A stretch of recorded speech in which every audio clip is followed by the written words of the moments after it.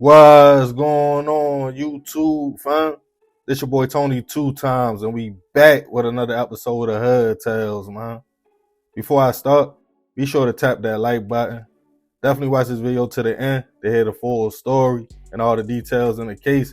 For the day one, fam, y'all already know it's all love. Thanks for tuning back into another episode. If you're new to the channel and you're feeling the content, feel free to subscribe. Definitely hit that notification bell so you can be notified every time we drop a new video. Oh yeah, feel free to share the channel with your peoples. Everybody is welcome. Before we get into this story, I want to give a special shout out to Mr. Collis Murphy and Miss Antoinette Boyd for always showing love and supporting the channel. We definitely appreciate the love and support. With that being said, let's get right into the story. For people that work a regular 9 to 5, it's not usually the job itself that's hard, but dealing with co-workers. There are problems and attitudes. Depending on what kind of job you have, you might be able to go to work, keep your head down, stay to yourself, do your 8, and go home. But a lot of jobs involve teamwork and communication, even with people you probably wouldn't even speak to outside of work. For some, they understand. I'm coming here to get a paycheck, not get caught up in the he say, she say politics. I will be cordial to my co-workers, not standoffish, but not too friendly either. But we all know that's easier said than done. When you go somewhere 5 days a week for 8 to 12 hours, it's hard to not pay the people you work with no mind. Energy transfers. So if a co-worker comes in with an attitude on BS, acting like they got a problem, it can throw your whole day off as well, especially if y'all work directly together. Now frustration kicks in. Words might even get exchanged. And now you have made an enemy in a place you got to go every day to maintain your livelihood. For a lot of people, it's not that deep. I'm sure we all have worked with people we don't like. As long as they don't crack slick, we keep our distance and keep getting paid. But sometimes that frustration and anger can come out in a crazy way, and beef on the job can cause somebody to lose their life. And on this episode of Hood Tales, we'll be taking it to Myrtle Beach, South Carolina, to discuss the case of a woman who claimed she was scared of her co-worker, so she made a fatal decision. Back in the summer of 2022, 26-year-old Quentin Johnson was navigating life in South Carolina. Quentin was described as being funny. He loved to make people laugh. He was good at sports as he played in high school. But now out in the real world, he had dreams of one day hitting the big stage by pursuing an acting or modeling career. But the family man and now father of 2 had to make ends meet and had a job at a local restaurant called Nacho Hippo in North Myrtle Beach. It's not clear how long Quentin was on the job for, but he did have a problem with one of his female co-workers. At the time, 34-year-old LaFrida Todd. The two were stated to only have worked together for a few weeks at that location, but knew each other years prior.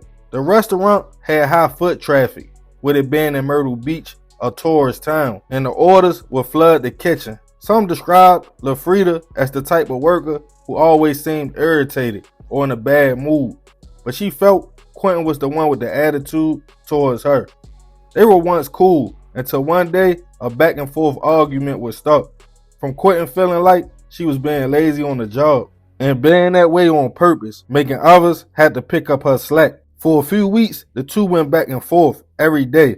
Then on July 28th, 2022, things would get crazy. Both came in for their regular shifts, but they would get into a heated argument when the night was ending. Quentin was waiting for his baby mother to pick him up as him and LaFrida went back and forth in a parking lot. She walked into the manager's office right after the situation, and Quentin also walked back into the restaurant, not knowing his co-worker was lurking and watching his movements from the security cameras. Seconds later, LaFrida came out the office and fired a single shot to Quentin's head before then calling local police herself. Other co-workers in shock started scrambling. When paramedics and police got on the scene, Quentin, in grave condition, was quickly rushed to a local hospital, and police spoke to witnesses and LaFrida. She stated for weeks she had been scared for her life on the job. She claimed Quentin had cornered her multiple times, threatened to take her life, her family, and kids. She also stated that particular night she messed up an order and Quentin went off, stating he would call his peoples to bring the Draco up and shoot the spot up. She told police she was in fear for her life, so she decided to shoot, pleading for self-defense. But police quickly saw flaws in the story. In LaFrida's phone, it was text messages to her brother from a few days earlier asking, "Do you know where I can buy a gun from?" He told her he would check around the hood, but at the time, he didn't.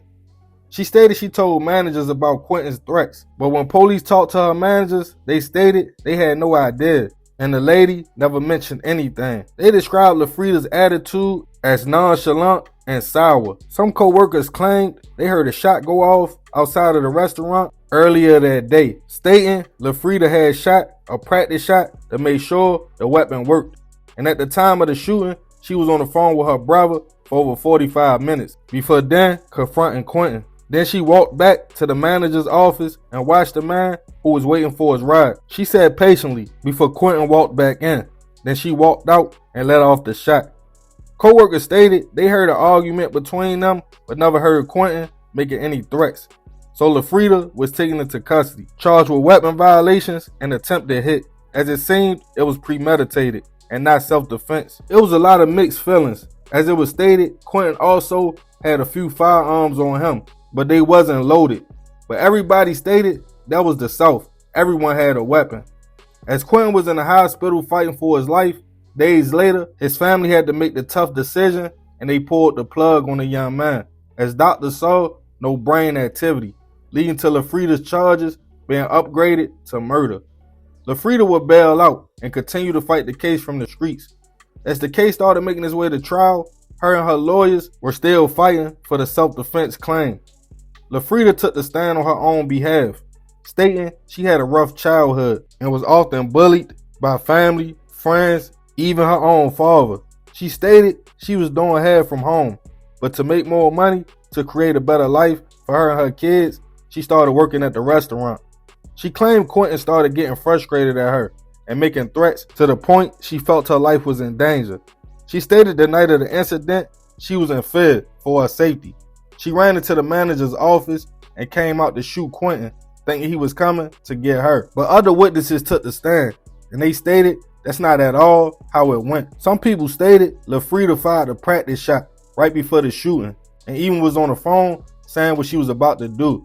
Her manager even took the stand, stating she never told them any of this, and she was a stubborn employee. A lot of people testified, including LaFrida's brother. They spoke about the text to him and buying a gun. He stated she seemed like she was on a mission. LaFrida's final defense was she knew Quentin carried guns, and she was scared of guns.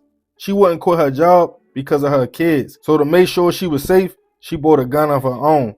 Quentin's family spoke out, including his child's mother, who spoke on how she felt that night, thinking she was picking her baby father up from work just to find out he had been shot. They pointed out the fact LaFrida was crying and putting on the show, but wasn't crying when she shot Quentin, even laughing to co-workers about her hair and her mug shot. The video was replayed of the incident, and in the end, the jury felt it was premeditated, and LaFrida was found guilty on all charges, and she was sentenced to 36 years in prison. Rest in peace to Quentin. I send my prayers and condolences to his family. This was a tough one, because so many different stories and scenarios were painted. But in the end, nobody believed LaFrida. But I'm going to leave this one open. What do y'all think about the situation and her actions? And do you yourself have co-workers you feel like you might have to stay away from before things go left? Let me know in the comments. And remember, we got to succeed, not to fail, so we won't be just another hood tale. Yeah, man, crazy story. Rest in peace, that young man. I definitely send my prayers to his family. But I ain't gonna speak too much more about this one.